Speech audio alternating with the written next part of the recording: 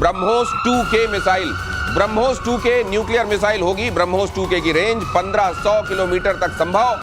BrahMos 2K में scrum jet engine जिसका जिक्र भी किया जा रहा था वो लगा हुआ होगा। अब इसके बारे में बताइए सर। ये जो है ये खतरनाक होगी। इसमें वो सारी खूबियां हैं जो मैंने अभी आपको बताई। इसमें रेडार एब्जॉर्बेंट मटेरियल भी लगा हुआ है, तो ये दिखेगी मतलब नहीं, हो जाएगी। ये स्टेल्थ है। बिल्कुल। पहली चीज ये है।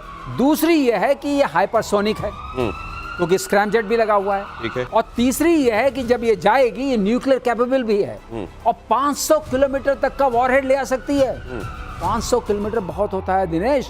अगर पड़ गया तो खात्मा कर देगा जिस जगह पड़ गया। तो ये जो कमांड कंट्रोल और ये सारी चीजें होती है ना, जो हम GHQ लेके उधर जा रहे हैं, हम यहाँ जा रहे हैं, वो कुछ नहीं बचेगा। तो ये वो चेतावनी है, ये वो चेतावनी है कि सावधान रहो, बहुत हो गया। मतलब आप ये कह रहे हैं, अगर आप कुछ करेंगे तो मिसाइल चलेगी। राजनाथ सिंह इसी का मतलब आप ये कह रहे हैं कि बहुत सारे लोगों को एन मास 72 हूरों से मिलवाने की व्यवस्था जो है ये है जी, पूरी बिल्कुल बिल्कुल full programme. There is no doubt about it. तो ये इसके साथ अगली खबर देख लीजिए। ये तो हम किसी भी दिन तैयार हैं और राजनाथ सिंह ये भी कह चुके हैं कि ये किसी भी वक्त इसका अगला हिस्सा भी आपको ऑपरेशन सिंदूर का देखने को मिल जाएगा। और तुर्की ने 2 सुपर बम टेस्ट किए हैं। तुर्की उधर देखिए लगातार कहीं मिसाइल बता रहा है, कहीं ये सुपर बम, और आगे आपको ये भी बताऊंगा कि अपना एयर डिफेंस सिस्टम भी वो डेवलप कर रहा है। लेकिन फिलहाल ये देखिए, तुर्की ने 2 सुपर बम टेस्ट किए हैं। नॉन एटमी गैजेप GAZAP गैजेप और NEB-2 घोस्ट का टेस्ट किया गया है। दोनों बम जो है 970 किलोग्राम वजनी है। गैजेप थर्मोबैरिक वॉरहेड से लैस है।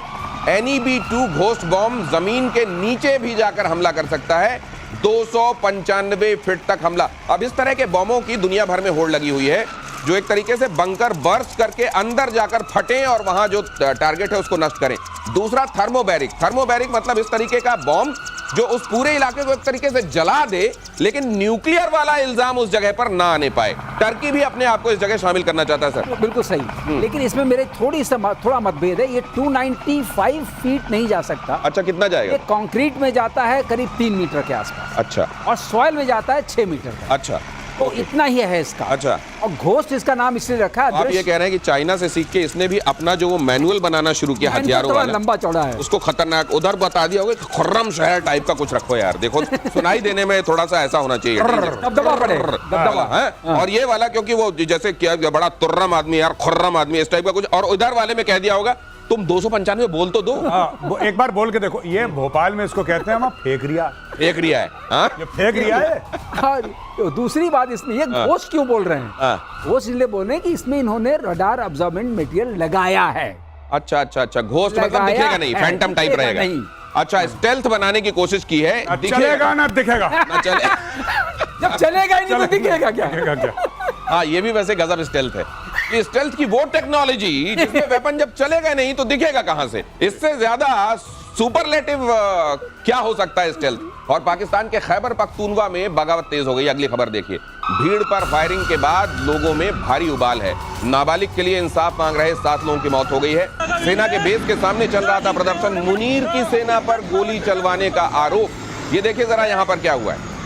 यहाँ पर प्रदर्शन चल रहा था और ये अभी हम लोग 2 दिन पहले डिस्कस कर रहे थे कि अली हसन गंडापुर वहां के जो हैं खैबर पख्तूनवा के जो सीएम हैं, उन्होंने ये कहा था कि गुड तालिबान को यहाँ प्रश्रित। ये गुड तालिबान ने तो नहीं कर दिया कहीं? मैं बता रहा हूँ। और ये लोग जो बच्चा मारा गया था 7 साल का जिसकी आप बात कर रहे हैं, इन लोगों ने ना कोई हमला करा।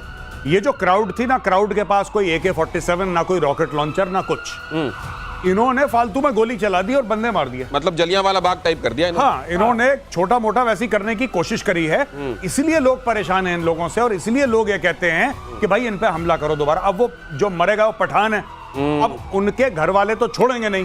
अब कोई ना कोई हथियार पकड़ के इनके ऊपर चढ़ दौड़ेगा। ये देख लेना। ये देखिए, ये स्थिति है। और ये पाकिस्तान अपने लिए खुद, और फिर उसके बाद क्या कहेगा, पता नहीं कौन सी फोर्सें हैं जो हमारे खिलाफ लगी हैं। और अगली खबर देखिए, किम जोंग ने अमेरिका के खिलाफ खोला मोर्चा। किम ने अमेरिका को हमले की धमकी दी। किम ने कहा हम अमेरिका से पुरजोर तरीके से लड़ेंगे। हमने अमेरिका को पहले भी दिखाया हमारा दमखम और इस बार भी दिखाएंगे। किम जोंग उन ने ये इतनी सारी 80-90 तो ये मिसाइलें टेस्ट कर लेते हैं साल भर में।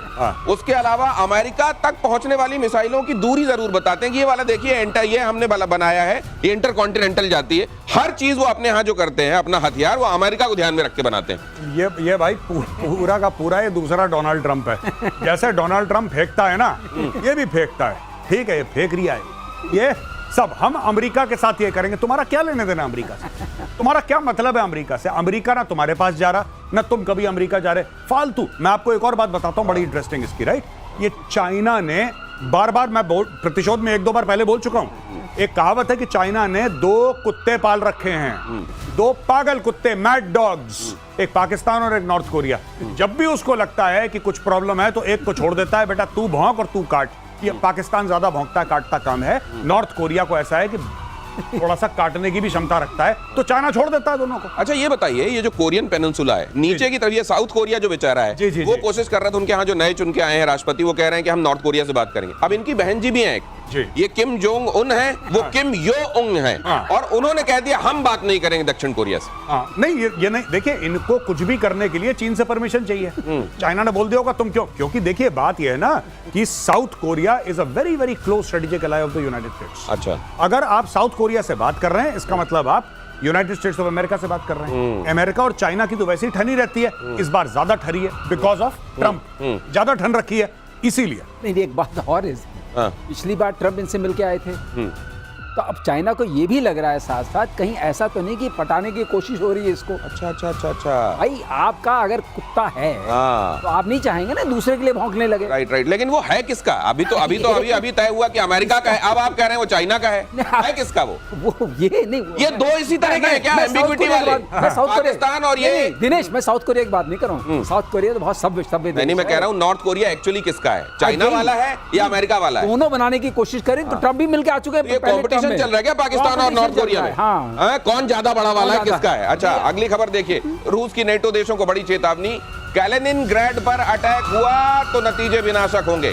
परमाणु हमला करने में 1 मिनट नहीं सोचेगा रूस, ये कह दिया गया। अब कैलिनिनग्राड जो है, ये जो नाम आप सुन रहे हैं, ये क्यों महत्वपूर्ण है, जरा ये भी हमारे एक्सपर्ट आपको बताएंगे। बाल्टिक सी से लगी हुई ये जगह है, ये अगर आप देखेंगे जो बाल्टिक कंट्रीज कहलाती है ना, ये एस्टोनिया, लातविया, लिथुआनिया, ये इसके एकदम करीब है। जरा यहां फ्लैश कीजिए, ये कैलिनिनग्राड, ये रशिया कह रहा है कि अगर कैलिनिनग्राड पर कोई हमला हुआ तो परमाणु हमले के लिए तैयार रहना। अब ये जो परमाणु हमले के लिए तैयार रहने की बात की जा रही है, ये लातविया, लिथुआनिया, असल में अगर आप देखेंगे तो पोलैंड और इसके बीच में, लिथुआनिया के बीच में कैलिनिनग्राड। सर एक तो समझ में नहीं आता कि रशिया वो है, अब उसका ये टुकड़ा यहाँ क्या कर रहा है? इसीलिए इसको एक्सक्लेव बोलते हैं। एक्सक्लेव, हाँ, एनक्लेव नहीं, एक्सक्लेव। अच्छा, मतलब ये बाहर है, लेकिन इसकी बड़ी इंपॉर्टेंस है, ये बाल्टिक सागर में है। यहाँ इनकी naval fleet, best of the Arctic naval fleet इनकी रशिया की यहीं पर है। अच्छा, यहाँ पर सारी किंजल मिसाइल्स वगैरह लगी हुई हैं। और यहाँ ये पर तो सर पूरा नेटो से घिरा हुआ है। ये देखिए पोलैंड है, नेटो घिरा हुआ नहीं मानता है इसको, बोलते हैं अनसिंकेबल कैरियर, एयरक्राफ्ट कैरियर।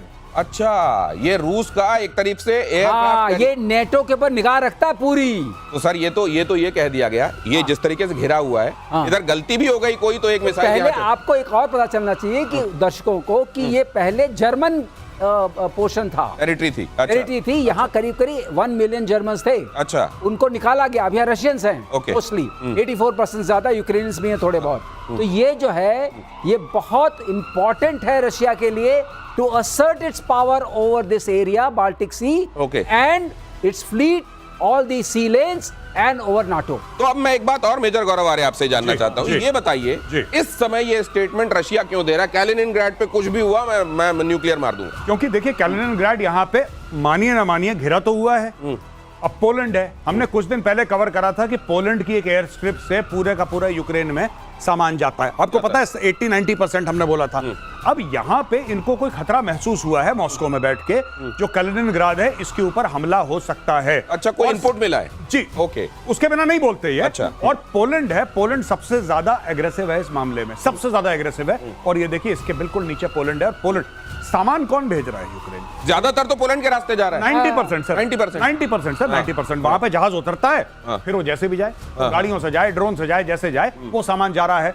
ये हब है। पोलैंड जो है यूक्रेन के खिलाफ जो जंग है, ये नेटो का हब है। ओके। इसीलिए अगर इनको खतरा महसूस होता है, जैसे सर ने बोला कि किंजल मिसाइल भी है और यहाँ पे पूरा फ्लीट है उनका, सब कुछ है, और यहाँ पे ज्यादातर 80% 85% रशियन है और रशियन टेरिटरी है। अगर इसको कुछ होता है, रशिया के लिए बहुत बड़ा लॉस है। आइज एंड ईयर्स है रशिया।